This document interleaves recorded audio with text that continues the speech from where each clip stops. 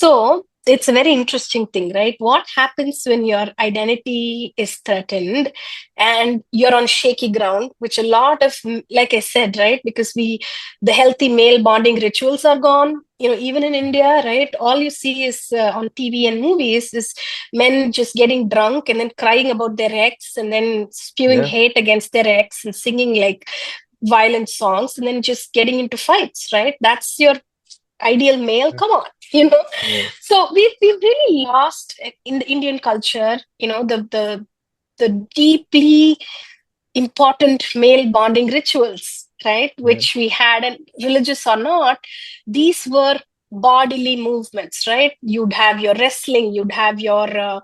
drumming, you would have your dancing, religious, places in which, and some of these expeditions, religious or non-religious, were men only, where Mm. there was older men, right, who would signpost younger Mm. men. It was a very beautiful, safe container which existed in all cultures, you know, which I think, systemically we've just dismantled all of that, right? So I think the Indian male is fundamentally in crisis, right? In a way that the Indian female is also in a different way. But my point is, when you then reroute and your fundamental everything is threatened and you're on shaky ground, and then you see a partner doing so well and not being bound by pain, all of that, the instinct is to hold my privilege very close, right?